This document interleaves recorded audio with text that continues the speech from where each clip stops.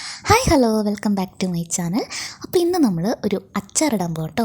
കരുനാരങ്ങ അച്ചാറിടാൻ പോകുന്നത്. അപ്പോൾ നമുക്ക് ഒട്ടും സമയം കളയണ്ട, നമുക്ക് വീഡിയോയിലേക്ക് പോകാം. അപ്പം നമ്മൾ ഈ നാരങ്ങ അരിഞ്ഞിടുമ്പോൾ നമ്മൾ കല്ലുപ്പിട്ട പാത്രത്തിലേക്ക് വേണം നമ്മൾ നാരങ്ങ അരിഞ്ഞിടാൻ വേണ്ടിയിട്ട്, അല്ലെങ്കിൽ ഇത് കഴിക്കാൻ ചാൻസ് ഉണ്ട്. അപ്പോൾ നമ്മൾ ആദ്യം കുറച്ച് കല്ലുപ്പ് ഇങ്ങനെ ഇട്ടിട്ട് ഇനി അതിൻ്റെ മണ്ടയിലേക്ക് നമ്മൾ അരിഞ്ഞിടുക. അതിൻ്റെ കൂടെ നമ്മളൊന്ന് ഇളക്കിയും കൂടെ കൊടുക്കണം, അപ്പം അത് കഴിക്കത്തില്ല. അപ്പോൾ നമുക്ക് അരിയാം. കുടുബേബിയും കൂടെ അച്ചാറിടുന്നേ. കുടുബേബി ഇതേ മേശയുടെ അടിയിലുണ്ട്.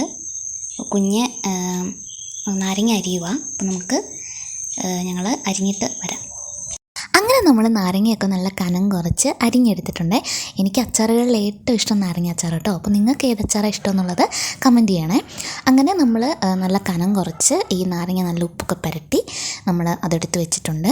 പിന്നെ നമുക്ക് വേണ്ടത് ഉലുവ വറുത്ത് പൊടിക്കണം. പിന്നെ നമുക്ക് കായ വേണ്ടത്. ശേഷം നമ്മൾ ചീനച്ചട്ടി വെക്കുക. അറിയാമല്ലോ, അത് ചൂടായി കഴിയുമ്പോൾ ഇപ്പോൾ എനിക്കിവിടെ നല്ലെണ്ണ ഇല്ലായിരുന്നു, അപ്പോൾ ഞാൻ വെളിച്ചെണ്ണ യൂസ് ചെയ്യുന്നത്. ഇപ്പോൾ നിങ്ങൾക്ക് നല്ലെണ്ണ യൂസ് ചെയ്യാം കേട്ടോ. പിന്നെ നമ്മൾ കടുക് പൊട്ടിക്കണം. അപ്പം ഞാൻ നേരത്തെ പറഞ്ഞല്ലോ കായത്തിൻ്റെ കാര്യം, നമ്മൾ ചൂടുവെള്ളത്തിൽ കലക്കി വെക്കണം കേട്ടോ. അങ്ങനെ നമ്മുടെ കടുകൊക്കെ പൊട്ടിയിട്ടുണ്ട്. കടുക് പൊട്ടിക്കഴിയുമ്പോൾ നമ്മൾ വറ്റൽമുളക് ഉണ്ടല്ലോ, അതിട്ട് കൊടുക്കണം. അത് ഓരോരുത്തരുടെ എരിവിനനുസരിച്ച് അതിട്ട് കൊടുക്കാം. അത് ജസ്റ്റ് ഒന്ന് പൊട്ടിക്കഴിയുമ്പോഴത്തേനും ജസ്റ്റ് ഒന്ന് ഇളക്കി ഒക്കെ കഴിഞ്ഞിട്ട് നമുക്ക് കുറച്ച് കറിവേപ്പിലയും കൂടി ഇട്ട് കൊടുക്കാം. ഇപ്പം ഞാൻ ഇതിനകത്ത് ഈ അച്ചാറിന് നമുക്ക് വെളുത്തുള്ളിയോ അല്ലെങ്കിൽ ഇഞ്ചിയോ ഒന്നും വേണ്ട കേട്ടോ. അപ്പോൾ നമ്മൾ കറിവേപ്പില ഇട്ട് കൊടുത്തിട്ടുണ്ട്. ഇനിയാണ് നമ്മൾ ശ്രദ്ധിക്കേണ്ടത്, നമ്മൾ പൊടികൾ ചേർക്കാൻ പോവുക. അപ്പോൾ സ്റ്റൗ ഓഫ് ചെയ്തിട്ട് വേണം മുളക് പൊടി ഇടാൻ വേണ്ടി. അപ്പോൾ എനിക്ക് ഒത്തിരി എരിവ് വേണ്ടാത്തതുകൊണ്ട് ഞാൻ കുറച്ച് മുളക് പൊടി ചേർക്കുന്നുള്ളൂ. അത് കഴിഞ്ഞ് നമ്മൾ നേരത്തെ വറുത്ത് പൊടിച്ച ഉലുവ ഉണ്ടല്ലോ, അതും കൂടി ഇട്ട് കൊടുക്കണം. അതൊന്ന് ഇളക്കി കഴിഞ്ഞ് ഒന്ന് മിക്സ് ആകണം. നമ്മൾ സ്റ്റൗ ഓഫ് ചെയ്ത് പ്രത്യേകം ശ്രദ്ധിക്കണം, സ്റ്റൗ ഓഫ് ചെയ്ത് വെക്കണം, അല്ലെങ്കിൽ പൊടി കരിഞ്ഞു പോകും. ഇനിയാണ് നമ്മൾ നേരത്തെ ചൂടുവെള്ളത്തിൽ കലക്കി വെച്ച കായ ഉണ്ടല്ലോ, അതും കൂടെ ഒഴിച്ചു കൊടുക്കണം. അതും ഒഴിച്ചു കൊടുത്തിട്ട് നന്നായിട്ട് മിക്സ് ചെയ്യണം. മസാലയൊക്കെ ഒന്ന് പിടിക്കണമല്ലോ. അങ്ങനെ അതും നന്നായിട്ട് മിക്സ് ചെയ്തതിന് ശേഷം വേണം നമ്മൾ നേരത്തെ അരിഞ്ഞ് മാറ്റി വെച്ചിരിക്കുന്ന നമ്മുടെ നാരങ്ങ ഇട്ട് കൊടുക്കാൻ.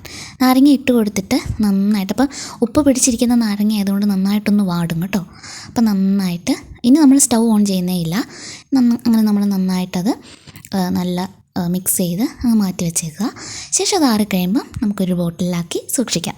അപ്പോൾ ഇതങ്ങനെ കേടാവത്തൊന്നുമില്ല കേട്ടോ. അപ്പോൾ ഞാനത് ചോറിൻ്റെ കൂടെ ഒന്ന് കഴിക്കാൻ പോവാം. അപ്പോൾ നമുക്ക് കഴിച്ച് നോക്കാം.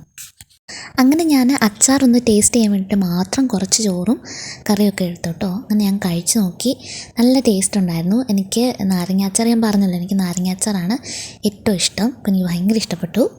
അങ്ങനെ ഞാനും കുടുബേബിയും അച്ചാറൊക്കെ ഉണ്ടാക്കിയ ഒരു ക്ഷീണത്തിൽ ഇങ്ങനെ ഇരിക്കുവാണ്. അപ്പോൾ അങ്ങനെ എൻ്റെയും കുടുബേബിയുടെ നാരങ്ങ അച്ചാർ ഇവിടെ റെഡി ആയിട്ടുണ്ട്. അപ്പോൾ ഞാനും കുടുബേബിയും കൂടെ ഉണ്ടാക്കിയ അച്ചാറാണ്. അപ്പോൾ ഇതുപോലെ മറ്റൊരു വീഡിയോ ആയിട്ട് വരുമ്പോൾ എല്ലാവർക്കും ബൈ.